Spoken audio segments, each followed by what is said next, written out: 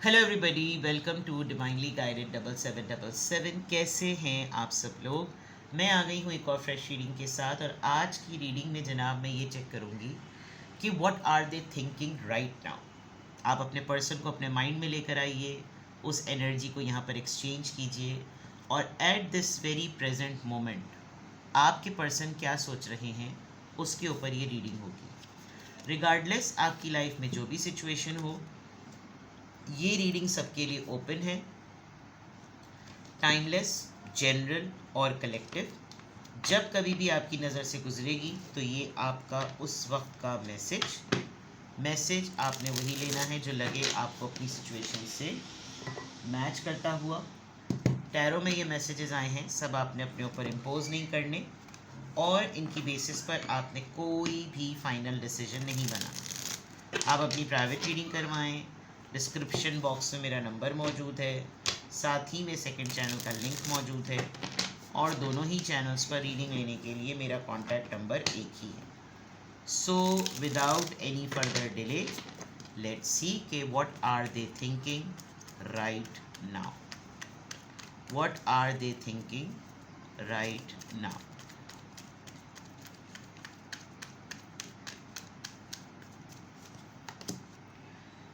Nine of Swords, Libra, Gemini, Aquarius. The World, Libra. Ten of Swords, Ten of Wands, Aries, Leo, Sagittarius. Overwhelm हुए हुए हैं बहुत ज़्यादा। Ace of Cups, Cancer, Scorpio, Pisces. And Eight of Pentacles, Taurus, Virgo, Capricorn. They are in stress. और stress जो है वो overwhelm thoughts की है।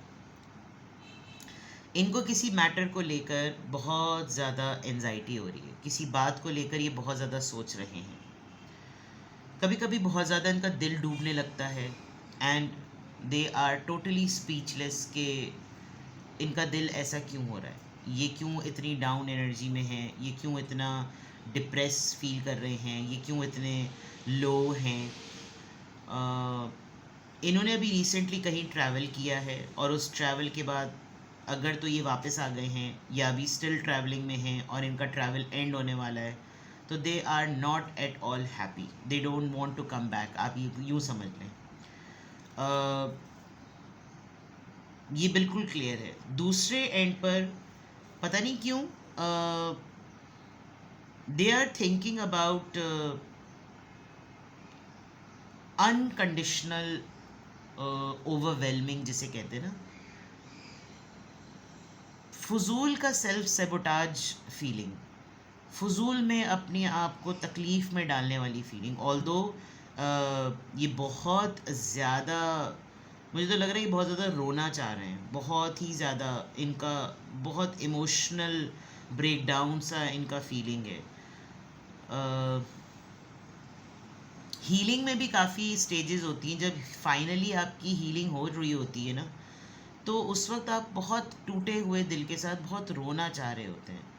अच्छा, खैर इसकी एक कैफियत भी होती है जब आप किसी बहुत ही ऐसी जगह पर पहुँचें और जब आपका दिल जो है वो ऐसा हो जाए, मुतगैर हो जाए आपकी फीलिंग्स और आपको कंट्रोल ही ना हो और आपके आंसू भी बहुत बेतहाशा बहने लगे, तो ये भी कहा जाता है कि ये दुआ की कबूलियत का वक्त होता है। पता नहीं ये समझ पा रहे, ये एक स्पिरिचुअल फेज़ भी है। बट फजूल में अपने आप को अगर इमोशनल हो रहे हैं ना, तो इमोशनल इसलिए हो रहे हैं कि इमोशनल होकर सारी वो थॉट सोच रहे हैं जो ज़िंदगी में होके गुजर चुकी हैं, जिनसे नुकसान उठा चुके हैं, जिससे धोखे मिल चुके हैं, जिससे तकलीफ़ें हो चुकी हैं। But they want to do something for you, ऐसा लग रहा है। जैसे एट ऑफ पेंटिकल्स आए हैं ना, ये बिल्कुल बहुत ज़्यादा डे ड्रीमिंग में हैं और इनको बहुत सी किसी बातों को लेकर कुछ ऐसी एंजाइटी कि they really want to do something for you. With this ace of cups ऐसा लग रहा है कि मोहब्बत में ये क्या कुछ ना कर दें आपके लिए जनरली अपनी सराउंडिंग में। और इनको बहुत सारी चीज़ें, इनका दिल कर रहा है कि ये कुछ ऐसी स्टार्ट करें।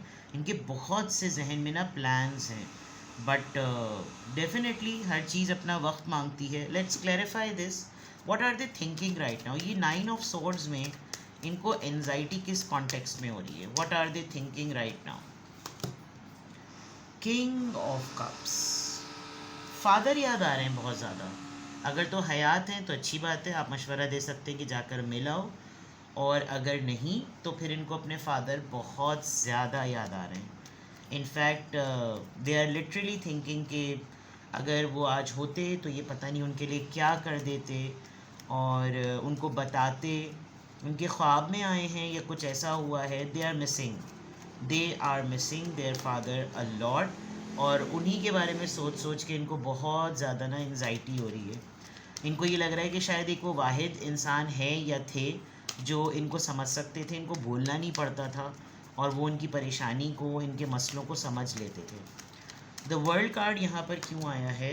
Page of swords. They are एक तो मोबाइल स्क्रॉलिंग बहुत ज़्यादा है, हर चीज़ की अपडेट है, दुनिया में क्या हो रहा है, दुनिया में लोग क्या कर रहे हैं, रिश्तेदार क्या कर रहे हैं, स्टोरीज़ क्या क्या हैं, लोगों की लाइफ में क्या चल रहा है, बहुत ज़्यादा स्टॉकिंग, बहुत ज़्यादा चेकिंग, हर ख़बर से बाखबर रहना। बट क्या करें अपनी ज़िंदगी को लेकर? क्या ऐसा करें कि जैसे, क्योंकि आप देखें इनके हाथ बिल्कुल तैयार हैं और हाथों के ऊपर स्वॉर्ड रखी हुई, और लेकिन हैं बैठे हुए, क्या करेंगे? वही वाली बात जो मैंने पहले कही कि अगर ट्रैवल कर रहे हैं तो ट्रैवल से वापस नहीं आना चाहते, आ गए हैं तो दिल नहीं लग रहा है। And with the page of swords इनको बहुत सी अपॉर्चुनिटीज़ और आइडियाज़ इनके माइंड में आ रहे हैं, इनको ये चाहते हैं कि पलक झपकते जो है ना उसको बदल दें। 10 ऑफ वॉन्ड्स यहाँ पर क्यों आया है? द हेरोफेंट, इनकी लाइफ चेंज हुई है, या तो ये बहुत ज़्यादा रिलीजियस एक्टिविटीज़ में हो गए हैं, और विद दिस हेरोफेंट कार्ड और ये चर्च का पोप यहाँ पर आपको नज़र आ रहे होंगे। Pope is a very religious person church Christianity में। इनकी ट्रांसफॉर्मेशन इतने सारे दुखों को के ऑल्टरनेट में इतनी मोतबर हो जाएगी, शायद इन्होंने सोचा नहीं था। ये रिलीजियसली और स्पिरिचुअली इतने चेंज हो जाएंगे, इनको नहीं पता था। इनका अपना बिलीफ सिस्टम इतना मिराक्युलस चेंज होगा, इनको नहीं मालूम था। इनके ऊपर बहुत सी चीज़ें ओपन हुई हैं, बिलीफ सिस्टम में, एजुकेशन में, नॉलेज में, और इनको ऐसा लग रहा है कि जैसे ये सब कुछ सही कर दें, ये सब कुछ ठीक कर दें। ऐसा नहीं हो सकता। जिस बिलीफ सिस्टम को अब ये फॉलो कर रहे हैं उसमें अभी भी इनकी वॉर ऐसे लोगों से चल रही है जो इनको अपोज कर रहे हैं, और अपोज करने में बहुत क्लोज वंस हैं। मे बी इसी वजह से इनको अपने फादर की बहुत ज़्यादा याद आ रही है कि मेरा कोई सपोर्ट सिस्टम होता तो शायद वो मेरी इस रिलीजियस बिलीफ के चेंज में, इस ट्रांसफॉर्मेशन में मुझे अप्रिशिएट करता। तो ये मतलब this is something very different reading. ऐसा लग रहा है जैसे आपके पर्सन जो है ना एक बिल्कुल बहुत ही डिफरेंट जोन में है। उनको इस वक्त वो लफ्ज़ों में शायद किसी को बयान नहीं कर सकते कि वो किन किन सोचों में मुब्तला हैं। एस ऑफ कप्स, ये इतना emotionally overwhelm, they are planning a lot, बहुत प्लानिंग कर रहे हैं ये, and they have very high expectations.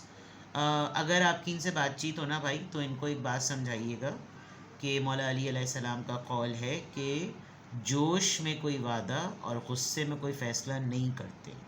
ये किंग ऑफ पेंटिकल्स की एनर्जी में बहुत ज़्यादा जज्बात में आके कोई ऐसी बात इनके मुंह से ना निकल जाए कि अगला वो पकड़ के बोले कि आपने उस वक्त की बात कही थी, अब आप इसको करके दिखाएं। तो ये बहुत ज़्यादा इस वक्त इमोशनल वे में, और सब चीज़ें होने और सुनने के बाद इनके जहन में कुछ ऐसे आइडियाज़ आ रहे हैं कि जैसे ये किसी के लिए कुछ कर दें। You need to keep a very strict check on him or on her. 8 of Pentacles यहाँ क्यों आया है? 2 of Cups. As I said in the beginning, ये आपके लिए कुछ करना चाहते हैं, आप के साथ मीटअप, डेट, रियूनियन, रिकनसाइल, मुलाकात, डिस्कशन, कुछ भी। They want to do something permanent for you, जो कि किसी ना किसी तरीके से आपको अच्छा फील कराए। तो गो फॉर इट। आप एटलीस्ट, आपके साथ इनकी कोई नाचाकी तो नज़र नहीं आ रही, अच्छी बात है। आप टाइम स्पेंड करें, मिलें, मुलाकात करें, डेट पे जाएं, टाइम स्पेंड करें, गेट टुगेदर करें, कहीं बाहर चले जाएं थोड़ी देर के लिए, आउटिंग शाउटिंग पर, सारे कामों से फ्री हो जाएं, and then talk to him or talk to her, because Eight of Pentacles is a dedication का कार्ड, कि जैसे मैं कुछ करूँ, मैं दोबारा से कुछ करूँ, मैं दोबारा से कोई एफ़र्ट करूँ, और एफ़र्ट नज़र आ रही है सोलमेट रियूनियन में, बड़ी सिस्टम में, मुलाकात में, मिलने में। आप देखें दोनों का हाथ कैसे जुड़ा हुआ है। तो गो फॉर इट, मीट, मुलाकात करें, बात करें और देखें। They want your company.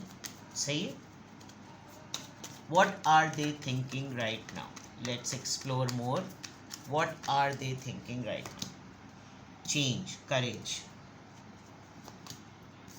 Truth, expression. ये मुझे हायरफेंट से रिलेटेड बहुत ज़्यादा लग रहा है। एस ऑफ कप्स दोबारा आया है जनाब, एंड असिस्टेंट स्पिरिट गाइड्स।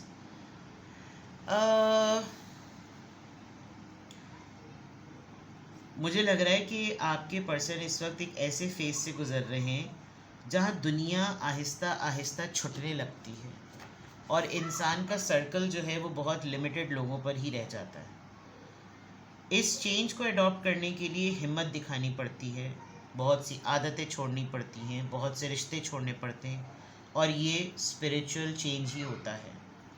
मैंने भी कहा था कि इन्होंने कुछ ऐसी चीज़ें, ऐसी एक्टिविटीज़ में ये इन्वॉल्व हुए हैं जिसमें बहुत सारी चीज़ें इनके ऊपर आश्कार हो रही हैं।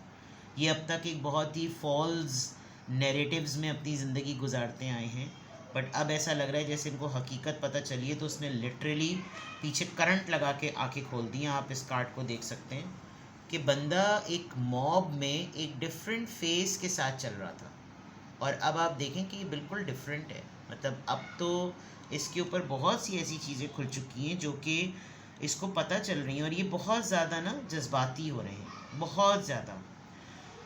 इनको गाइडेंस मुस्तकिल मिल रही है, इनको कोई ना कोई ये ना प्रोसेस नहीं कर पा रहे होंगे, समझ नहीं पा रहे होंगे, इनको स्पिरिट गाइड्स, बहुत से हिंट्स, बहुत से क्लूज़, क्योंकि दिल साफ़ हो गया है। सबसे इम्पॉर्टेंट बात, दिल साफ़ हो गया है with the S of cups, जिसकी ट्वाइस कन्फर्मेशन आई है। दिल बहुत पाक हो गया है, जिसकी वजह से इनको ये ट्रांसफॉर्मेशन बहुत ज़्यादा ना असिस्टेंट ओरिएंटेड हो रही है। अब जब गैबी मददें मिलने लगती हैं ना, तो फिर इंसान को समझ में भी नहीं आता कि मेरे साथ ये सब कुछ जो हो रहा है ये क्यों हो रहा है, मतलब मेरा लाइफ पर्पस फिर क्या है। ये सब चीज़ों से ये बिल्कुल लाइल्म होंगे। अगर आप ये सारी बातें समझते हैं, बिकॉज आप तो टैरो रीडिंग्स देखते हैं और आपको मौका मिले इनके साथ टाइम स्पेंड करने का, तो स्लोली ग्रेजुअली इनको समझाएं और निकलवाएं इनसे बातें कि इनके दिमाग में क्या चल रहा है जिसकी वजह से इनके अंदर ये वाली चीज़ें जो है ना वो आ रही हैं। ठीक है। तो इस वक्त आपके person at the very present moment क्या सोच रहे हैं? एक्सट्रीम हाइज और एक्सट्रीम लोज, जिसको कहना चाहिए आपके पर्सन की इस वक्त सोचने की कैफियत है। आप टाइम स्पेंड करें, बैठें उनके साथ, बातें करें। दे विल ट्राई कि वो आपको एक्सप्लेन कर सकें कि उनके माइंड में क्या चल रहा है। ठीक है जनाब। किसी भी पॉइंट ऑफ टाइम पे आपको लगे कि आपको मुझसे प्राइवेट रीडिंग लेनी है, तो डिस्क्रिप्शन बॉक्स में मेरा नंबर मौजूद है, और साथ ही में सेकंड चैनल का लिंक भी मौजूद है। दोनों ही चैनल्स पर रीडिंग लेने के लिए मेरा कॉन्टैक्ट नंबर एक ही है। आप एक सिंगल क्वेश्चन भी पूछ सकते हैं और डिटेल रीडिंग भी ले सकते हैं। अपना बेहद ख्याल रखिएगा। Bye bye.